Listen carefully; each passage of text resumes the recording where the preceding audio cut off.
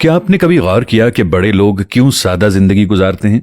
Doctor नजीर साहब 1960 में government college Lahore के दबंग प्रिंसिपल थे। उनके पास सिर्फ 2 सूट थे, एक लॉन्ड्री में होता और दूसरा वो पहन लेते। स्लीपिंग सूट वो बाथरूम में लटकाए रखते। जूता वो 4-5 साल के लिए खरीदते। खराब हो जाते तो इसकी मरम्मत करा लेते, ज्यादा खराब हो जाए तो मजबूरी में नया खरीद लेते, और जब तक वो मुकम्मल तौर पर खराब नहीं होता था उसका इस्तेमाल भी जारी रखते। ये 1960 की दहाई में गवर्नमेंट कॉलेज के प्रिंसिपल और मुल्क के बड़े दानिश्वर का लाइफस्टाइल था। और वो ऐसे प्रिंसिपल थे जो सदर अयूब खान को भी इम्तिहान के दिनों में कैंपस आने की इजाजत नहीं देते थे। उन्होंने गवर्नमेंट कॉलेज की 3 अतराफ की सड़कों पर हॉर्न बजाने पर पाबंदी लगाई और ये पाबंदी 30 साल तक कायम रही। लेकिन आप इस शख्स की सादगी देखिए, उसके कमरे में वार्डरोब नहीं थी। अब सवाल यह है कि क्या डॉक्टर साहिब सादगी के सिलसिले के वाहिद मुजद्दिद थे?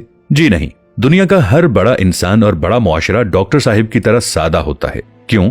क्योंकि सादगी जहानत का आखिरी दर्जा होता है। इंसानी जहानत के 5 दर्जे होते हैं। पहले दर्जे के इंसानों को स्मार्ट कहा जाता है। दूसरे दर्जे में ज़हीन लोग आते हैं, ये इंटेलिजेंट होते हैं। तीसरे दर्जे में ब्रिलियंट आते हैं। चौथा लेवल जीनियस यानी आइंस्टाइन किस्म के लोगों पर मुश्तमिल होता है, जबकि इंसानी जहानत का आखिरी दर्जा सादगी होता है।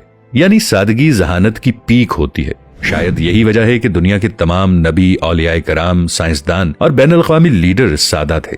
ये छोटे कमरों में इंतहाई जरूरत की चीजों के साथ जिंदगी गुजारते रहे।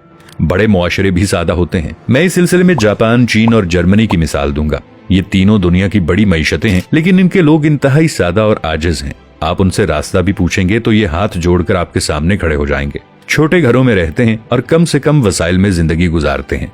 हमारे शहरों में आज भी लंडे के कपड़े बिकते हैं। ये कपड़े अमीर मुल्कों के अवाम के गिफ्ट होते हैं। यूरोपियन लोग हर साल अपने फालतू कपड़े एनजीओज के हवाले करते हैं और एनजीओज इन्हें तीसरी दुनिया के मुल्कों में भिजवा देती हैं। जापान में सेकंड स्ट्रीट के नाम से स्टोर्स की एक चेन है। इसमें सेकंड हैंड अशिया बिकती हैं। आपको वहाँ जुराबों से लेकर रोलेक्स की घड़ियां तक मिल जाती हैं। जापानी लोग थोड़ा अरसा इस्तेमाल के बाद अशिया को आधी कीमत में बेच देते हैं और स्टोर्स उन्हें दोबारा फरोख्त कर देते हैं और उन्हें इस्तेमाल करते हुए किसी को बुरा नहीं लगता। आपको ये सादगी दुनिया के बड़े लोगों में भी मिलती है। मुरारजी देसाई भारत के वजीर आजम थे। उनके बारे में मशहूर था कि उनके पास 2 पजामे और 3 कुर्ते थे। ये बरसों ये कपड़े पहनते रहे। जब वो फट गए तो उनकी बेगम ने कुर्ते काटकर रुमाल बना दिए और देसाई साहिब बाकी जिंदगी वो रुमाल इस्तेमाल करते रहे। एप्पल कंपनी के बानी और मालिक स्टीव जॉब्स ने पूरी जिंदगी जीन्स की सस्ती पैंट और $10 की स्याह शर्ट पहनी। उनके कमरे में फर्नीचर भी नहीं था। वो फर्श पर सोते थे और इंतहाई थोड़ी और सस्ती खुराक खाते थे। मरने के बाद उनकी वार्डरोब से 3 जूते, 2 पैंट्स और 5 घिसी हुई स्लीवलेस शर्ट्स मिली। बिल गेट्स के कपड़े भी सादा और सस्ते होते हैं। आप उसे 3 रंगों के सस्ते सूट में देखेंगे और ये सूट्स भी बरसों इस्तेमाल होते हैं। वॉरेन बफेट आज भी पुराने घर में रहता है, पुराने सूट्स पहनता है और $5.50 का मैकडॉनल्ड का बर्गर खाता है। दुनिया के इस वक्त के अमीर तरीन शख्स एलॉन मस्क ने अपने तमाम घर, जिनकी मालियत $134 मिलियन थी, बेच दिए हैं और अब उसका कोई मिल्कियती घर नहीं है। ये ऑफिस के छोटे से कमरे में रहता है और इसका लाइफस्टाइल आम मिडिल क्लास अमरीकी से भी पस्त है। पाकिस्तान के अंदर भी ऐसे बेशुमार लोग हैं। अब्दुल सत्तार ईदी साहिब ने पूरी जिंदगी मुर्दों के जूते और कपड़े पहने। उनकी टोपी की मालियत भी $2 होती थी, लेकिन इस शख्स ने दुनिया की सबसे बड़ी एम्बुलेंस सर्विस बनाई। जिंदा लोगों में सैयद बाबर अली कमाल इंसान है। ये 97 साल की उम्र में भी लम्स में ऐसे डिपार्टमेंट्स बना रहे हैं जो 10 साल बाद मुकम्मल होंगे। लेकिन आप उनके कपड़े और जूते देख लें, आप हैरान रह जाएंगे। ये गाड़ी भी सस्ती इस्तेमाल करते हैं। सेठ आबिद भी सादगी की मिसाल थे।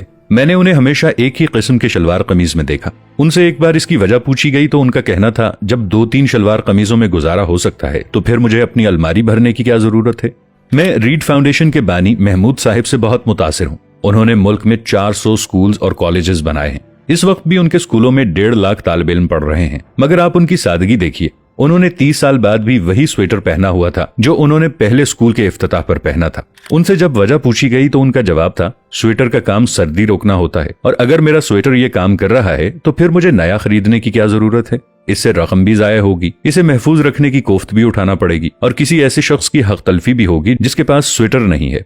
मैंने एक हिसाब लगाया, मैं सर्दियों में कितनी जैकेट्स और स्वेटर्स इस्तेमाल करता हूँ। पता चला सर्दियों के सिर्फ 3 माह होते हैं और इनमें भी शदीद सर्दी सिर्फ 20 दिन पड़ती है। मैं इनमें सिर्फ 2 जैकेट्स पहनता हूँ, एक हल्की सर्दी के दौरान और दूसरी शदीद सर्दी में। इसके बाद अगला सवाल था, फिर मेरे पास इतने स्वेटर और जैकेट्स क्यों हैं?